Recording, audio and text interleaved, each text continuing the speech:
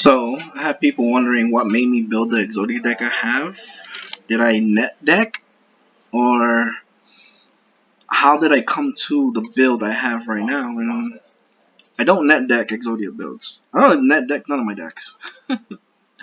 Net decking is good. I see no problem with it because if you want to learn about a deck and you want to play it, but you have to go from there of taking the build and making it your own. But personally, myself, I don't net deck, and I play decks I played since the beginning of Yu-Gi-Oh! I played it since Dark Duel Stories, which is why I got my Dark Duel Stories Exodia head.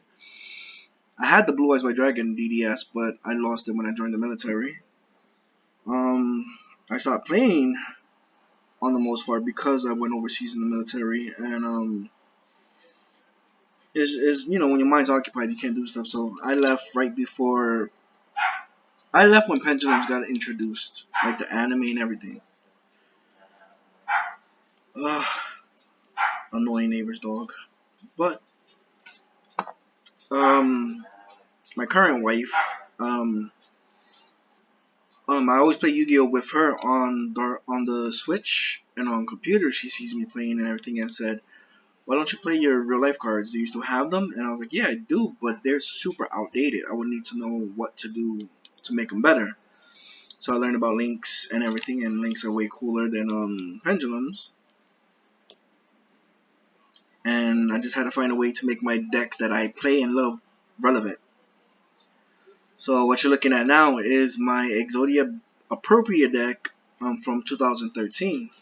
And as you can see, there are banned cards in there. So this was the layout I had to work with, and I had to see how to take this and make it relevant to the current meta, which all started when I started playing last year.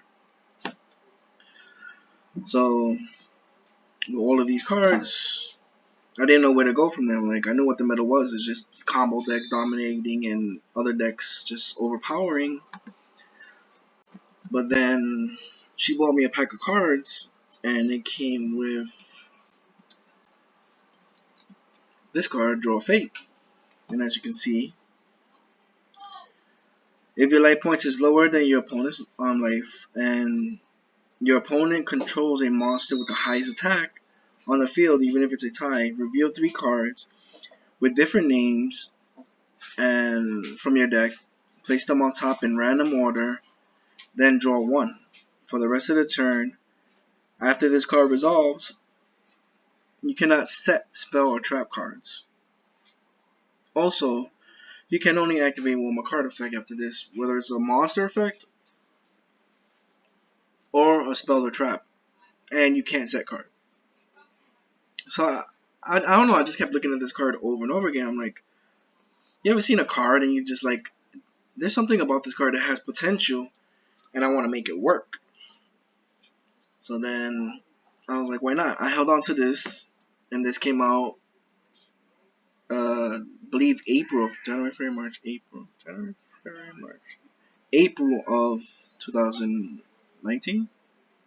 or was it 18? 19. So then I was like, why not? We took out cards,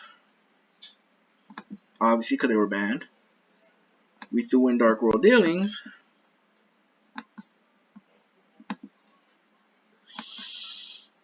Then we took out the Blue Eyes small engine, because we use these small engines to draw 2, and then you search Blue Eyes, so you plus 1, and then the trade-ins to trade them in and plus 2 more cards. So, well, not plus, you're getting rid of these 2 cards to draw 2 more, but when, let's say you have 1, 2, 3 cards in your hand, Card of Continents will get rid of this, and basically you're replacing these 2 cards with 2 more and a Blue Eye, so you're plussing 1. Then you're getting rid of these 2 to plus 2 more, so you can try to do your appropriate setup.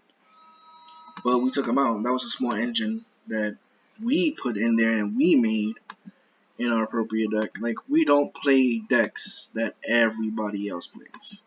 We are one of a kind and trying to make things work in a whole new light. And got rid of the synchro trade-in. So then this is what we was left with. Then we added Draw Fate, to speed things up. Then soon after, we just dropped these. We had to drop this down to 1 because it's at 1. We got rid of that. Then the following month, Mystic Mind came out.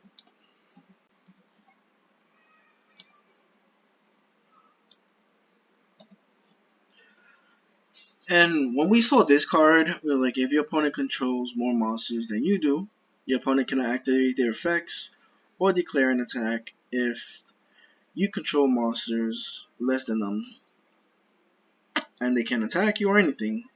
So it was like, this works perfect with Draw of Fate. But also, as long as they have more monsters and we don't have nothing, we can just maybe try to make this engine work. With all the draw powers that go with it, like all of these go with Draw of Fate. I mean, with Appropriate. Dark Redeeming go with Appropriate. Book of Eclipse go with Appropriate. So do the Hand Destructs and the 1 Day Apiece, which is the main card to trigger it, but you won't draw off of its first activations, but after that you will. So all of these cards would help your opponent get cards, but you plus if you have Appropriate, and you can win with Exodia in 1 turn if, let's say, you have at least 1 or 2 and you have all the draw power needed for it, and then you have the protection, and these puts their monsters face down. But so we try to make Mystic Mind work. We added it to our deck, and then the cards to summon it, we found out cards that would bring them out, like Metaverse, and it went to 3, and then quickly got shot down to 2. I mean to 1. Then we looked up what other cards were there thanks to a friend from Facebook, and we saw Demise of the Land, and we put 3. But then we kept trying this build, and I noticed that while on the Mystic Mind, I still had to try to get this key card on the field so I can speed things up in the duel. We're not sitting there and taking forever, that we're actually playing. So, but it took forever to draw this core combo, and then plussing off of them plussing, because you don't get nothing off of this Book of Eclipse. But when I had Appropriate and I set this with it going first, they summoned 1 monster, we eclipsed it. They can't use it in any way, and then it'll get flip up, face up, and then they draw a card, which would trigger our Appropriate, and then we could go from there with 1 Day Apiece, Hand Destruct, Dark War Dealings, negate something, they draw a card, and all of this will only work if Appropriate was activated. Like, this would activate Appropriate, this would activate Appropriate, this guarantee would activate Appropriate, but since it was cut down from 3 to 1, you no longer had the protection, at least, of it. So at 3, 1 Day Apiece was good because you can draw 1 card, you're giving them a card too, and then they can't do nothing because you can't take burn damage or effect damage or anything, or battle damage, which allowed us to try to draw into Appropriate, but it was still taking forever. And then we played the monster that normal summon. So then playtesting it and actually taking it to tournaments, this whole thing, Appropriate was pretty much outdated because it's like all of these cards are negs. All of them. Even if this is protection, it went negative because we didn't have Appropriate. So we just scratched everything. Everything that was linked to Appropriate.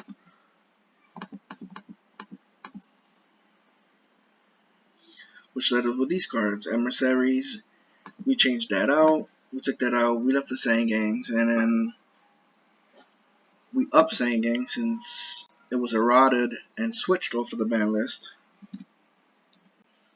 And we put him at 2. Then we also added Legion.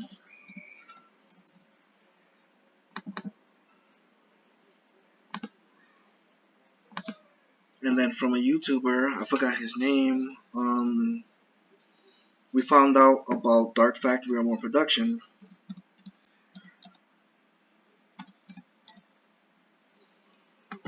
and we ran this at one point at 3, but then we cut it down to 1 because you don't want to see multiple of it, and you only can use it once per turn. So it was a 1-for-1. Like you're getting rid of cards you don't need in your hand or field to draw 1 card. So while it'll let you get rid of cards on your field, so that way you still stay under the requirements of maxing out the potential of Mystic Mine.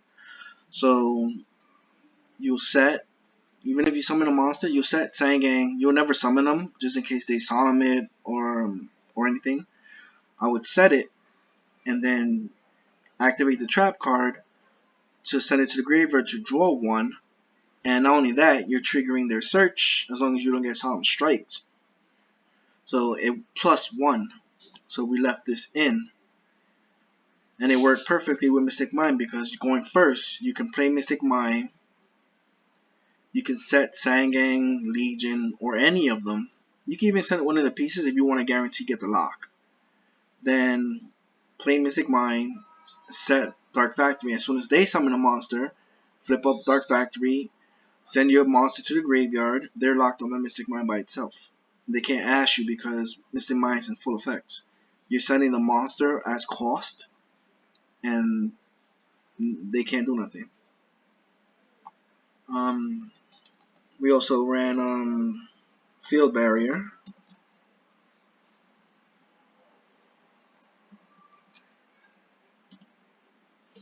at 1 for the same reason. If we open up Mystic Mine, you could play Field Barrier protecting Mystic Mine and going first. Looking at other cards, then we started adding cards to special summon to even further going first in different combinations, so that Mystic Mine stays in effect.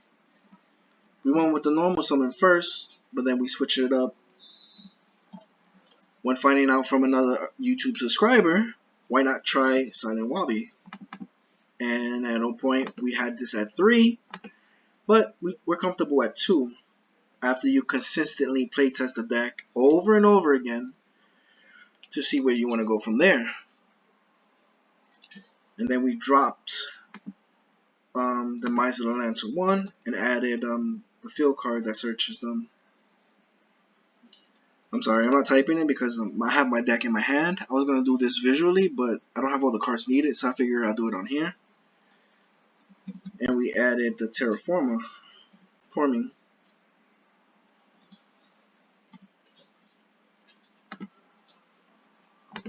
Also, so I could bait out Ash. So let's put it how we play it. So we have Exodia. Then we have the Draw Search package.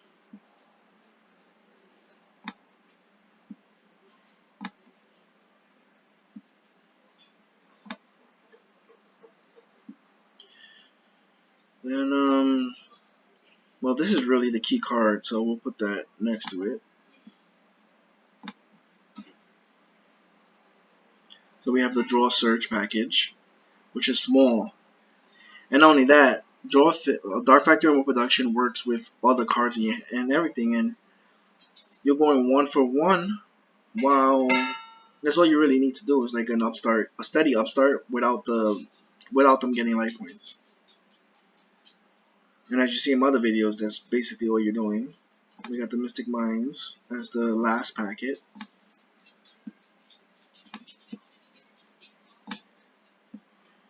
We got the field card to search them, the monster to set it up. We're gonna add this. We're gonna move this here.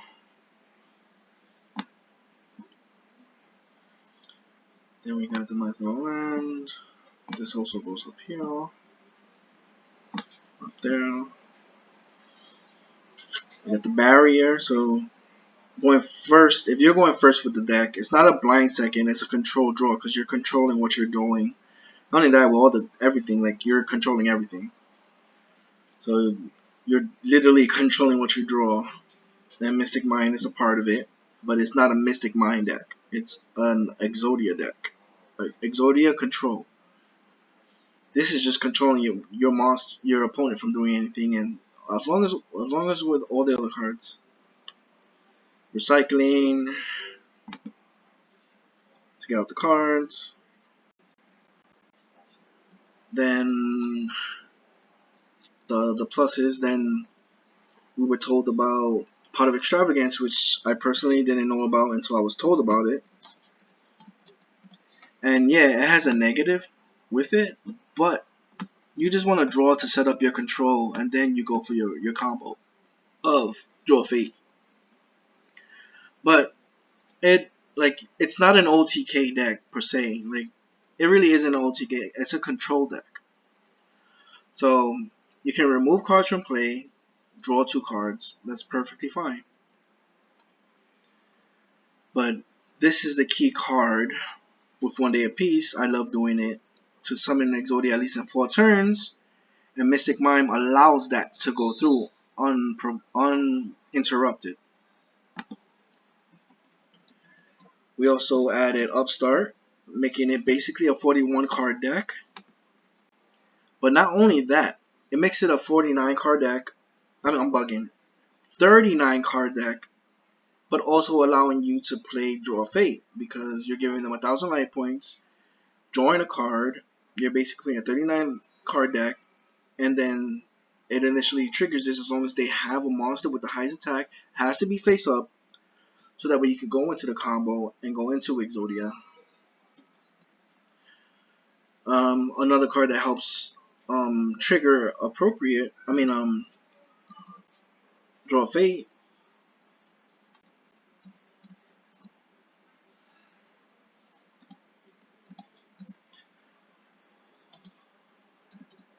is Perform a Popper Up, which I found out from another YouTuber that he put in his deck. Like, it's perfect because it reshapes our hand, so you can get rid of any 3 cards up to 3. So it's like a Graceful Chariot, but you're getting rid of the cards first. It's like a reverse and also burn built in for yourself, where you get rid up to 3 cards, you draw 3, and then you take 1,000 damage. You lose 1,000 life points for each card in your hand. Now, if it's at damage, I would have played 1 day apiece first, and then I could play this and not worry about life points being burned. But you're losing life points. It's not damage or effect, and it's you doing it yourself. It's the cost. So you getting rid of 3, drawing 3, and then you're taking 1,000 damage for each card in your hand.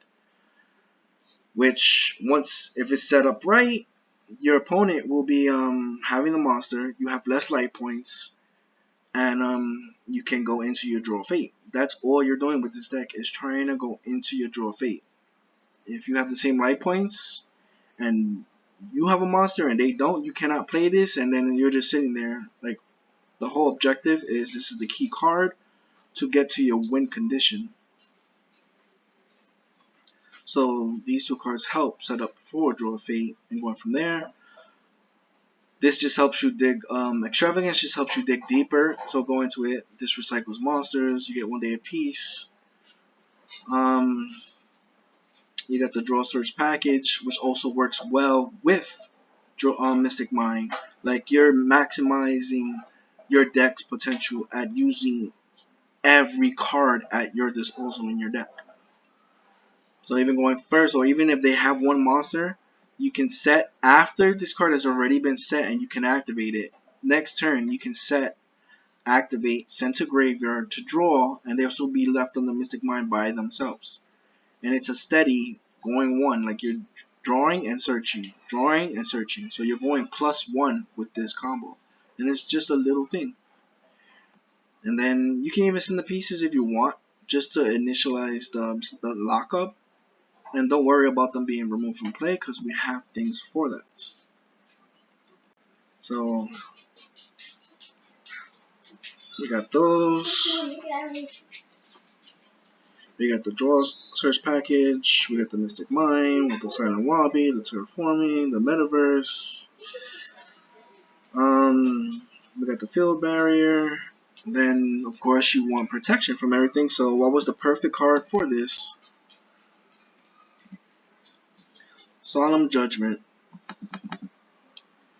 Paying half your life points, so that way it also goes back with protecting Mystic Mind if they want to MST it, Twin Twister, or the Minds of the other one that removes it. You're protecting it at the same time as initiate, like you're setting up your own self for Draw Fate. So they'll be locked on the Mystic Mind. They'll have the monster, and then you have less life points, which meets all the requirements for Draw Fate. Then the other cards, the last 1, 2, 3, 4, 5, 6, 7 cards are all up to you. If you want to change the setup, but the way I love them for a lot of different reasons. And the first card we're gonna put is Lightning Storm.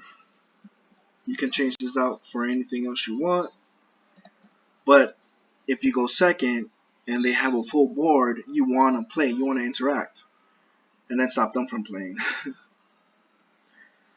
So we got Lightning Storm, which would pop their monsters or um,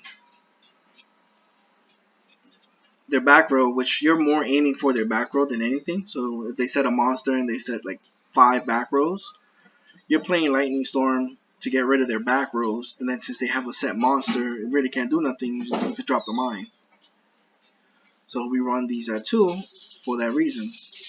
Or even if you went first and you lock them into Mystic Mine, and you don't have no other face up like this face up, but they have back row or whatever they have, like they set a whole bunch of back row.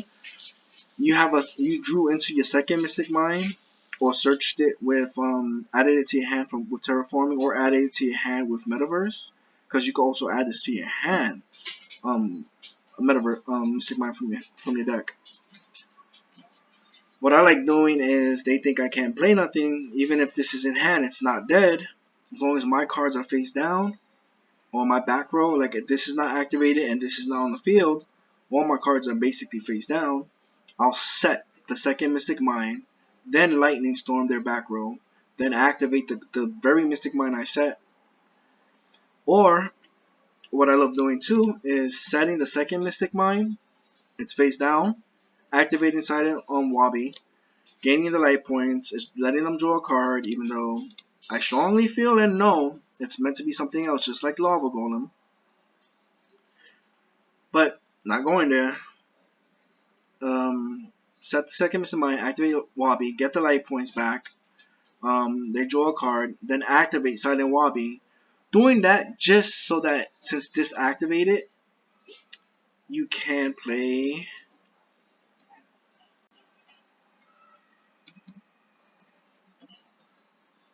triple tactical talents, which we only run at 2. And it's you only need it at 2. And like I said, set the second one, activate it so its effect goes and can actually activate it while under their control, then activate Mystic Mine. So if just in case they have an Ash in hand, just draw 2, unless you want to look at what they have in their hand, which will be no point because of the deck you're playing. Just draw the 2 cards, you're plussing 2, or for the activation of your own card while setting. Or even going first, you can activate, lock them on the Mystic Mine, and then get a free draw 2. Like this is the new Pot of Greed. Because they activate on their turn. Then you activate a Mystic Mine which locks them. Then you play this because since they're locked, you can freely draw 2 without worrying about Ash. And then go with whatever other cards you have in your hand. The second to last cards were, I like Forbidden Droplet. I love this card actually, because this will let you do the same thing that you're doing with Dark Factory. You can set a monster, activate Mystic Mine, going first. So then as soon as they summon a monster, you flip up Droplet, send the Sangang to the graveyard, negate their monster's effects, locking them into Mystic Mine by themselves, and since Sangang was sent from the field to the graveyard because of Droplet, you get its search, which you can search out any piece of Exodia. Not only that, if they established a full board going first, as long as you have droplets, or at least one, no matter what monster you have, you need at least one monster. I prefer being blessed with a Sangan or Emissary and Mystic Mine, so if they establish a full board of monster effects, of monster negates, and that's all they're playing is monster negates, set the Sangang, play Mystic Mine. No matter if they have 7 monsters that are negating, you're setting it for a reason, and then you play Mystic Mine. They're gonna negate with one monster. They're alright. Um, their most powerful monster is choosing to negate Mystic Mine. That's when you play Droplet to send Sanging to the graveyard to negate that monster that negated the activation of Mystic Mine. What this is doing is you sent a monster for Droplet's effect to negate the monster that negated Mystic Mine. And since you sent Sanging, it's a monster, they can't chain. There are other monsters that are on the field that can negate. You just have to negate that one monster, and it will resolve backwards. They can't chain monsters to the Droplet because you sent Sanging, resolving backwards, negating the monster that negated. Mystic Mind goes into full effect. Then you get Sanging's effect to search. So even going second, if they have full board of a monster negates. You love this card. You just need to negate the monster that negated the activation of Mystic Mind by sending Sangin to the graveyard so you can plus. Now, if you made a mistake and you play Mystic Mind first, you can still do it by sending a monster, but you won't get his search because it wasn't on the field. The final card, which I was playing with my friend that plays tunes, and this is getting too lengthy of a video, I told him, why don't you play Necroface?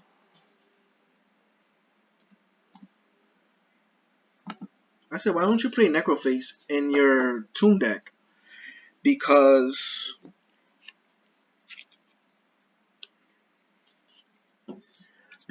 your Toon Kingdom is removing cards from play to protect your tunes. So why not play this in your deck? And then I went somewhere else completely with him. Like it returns all monsters, all cards that are removed from play back to wherever they came from, main deck or side deck. And then I was like, wait a minute, I can use this with Pot of Extravagance. Because you play 2, you plus 4. The last one, you'll be just drawing one card because there's only 3 cards left in your deck. And then I was like, wait a minute. After this resolves, after you get these 2 plus 2s, even if you have that in hand, summon this after you activated the second one.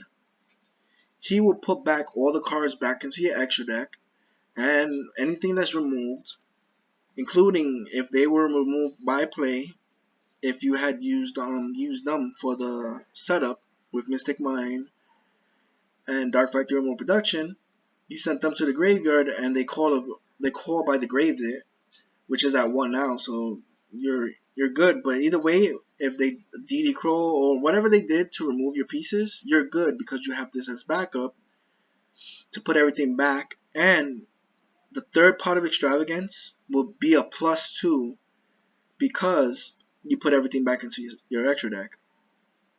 So this is basically how I came to the build I have now after playtesting and playtesting and playtesting. Yet even though people rage quit when you play Mystic Mine, it's like, how am I gonna learn how to better my deck and make it a better version if I don't actually play it and see where it goes from there? It's not as easy as just dropping Mystic Mine and just getting somebody angry and they rage quit. I want to see how can I make this the best version of its build, the way I play it, the way I think. If I don't get to interact with people that don't further go into it, like, alright, I had a lot of duels, even playing Mystic Mine, I had my pieces removed from play. I had where I just drew one from this. It's like, now what do I do? you don't learn nothing if you don't actually finish the duel to see what your deck's weaknesses are and what your deck's strengths are. So this was the final card that strengthened it, giving us like we can go first or second with our build depending on what's in our hand and still win with the nostalgic Exodia. Like we've come a long way, and this is the key card to set everything up to stack what you're drawing. And as you can see, it's a control deck. It is a very controlling deck. Meme, whatever you want, but it is competitive as long as you draw what's needed. If your opponent draws better cards than what you have, like it happens. You can brick if anything. Like it's not a guaranteed 100% rate, but I win a good 90% of my duels and still lose 10%. Like whoever has the out to the opponent's out is the whoever has the better hand wins. So, but it's fun. I love it. It's fun for me. It's fun for me, and I love it. And this is how I've came to evolve my build into what it is now. And unless you can net deck it, you can net deck any deck all you want, but you won't know how to pilot it if you're not using it consistently to know what you want to take out as the pilot and put in and what works for you. But playtesting it myself, come being the original person that started Draw Fate, using it to its max potential, using it with Exodia. Shit, Exodia is on the card. Go look at the card. A 25-cent card. Pissing people off. Setting things up. You stack any three cards in your deck. Doesn't have to be the Exodia unless you have game. Go for Exodia. You can stack your setup. If you drop Mystic Mind first with Silent Wabi, you can get to lower life points and then stack whatever else is needed for locking the field. Like you can search out judgments, you can search out barrier, you can search out anything else you need um, for the lock. Do the lock first and then use the other draw fates to go into your win condition. You're either gonna win or they're gonna rage. Or just surrender or quit, especially if they have no outs. Um, but it has so much. But I'm the pilot, so I know what it does, what it can do, and basically everything from there. Um, there's more thinking that goes into it than just playing a card. And you might know how a card works, but you don't know how to use it.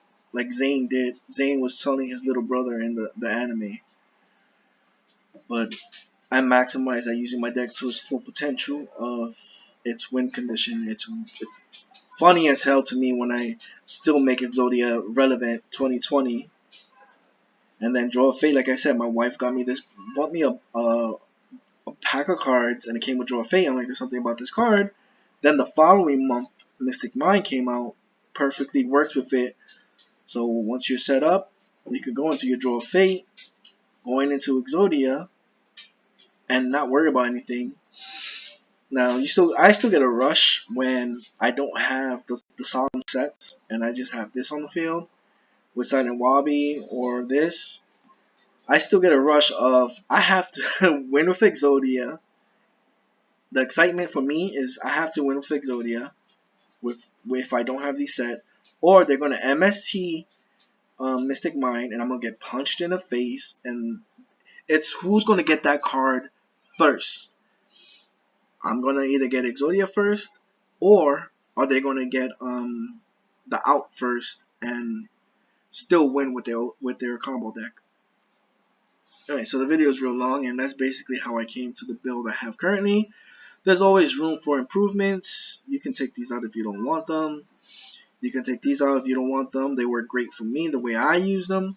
Everybody uses decks and cards in their deck differently. You can take these out if you want. You can take this out, but this is a consistency. It's a backup plan if any of your pieces get removed from play or whatever you're removing from play, especially with like extravagance. It works great with extravagance just drawing because I'll summon it after the second extravagance has been played. putting everything back. So my third extravagance gets full benefits of it, of drawing 2. And that's if the duel went that long. And then you can ditch, well, since this is on the field, get rid of it with Dark Factory or production, leaving yourself with no monsters, so Mystic Mind's in full effect. That is all. Hope you like, enjoy, and that's basically it.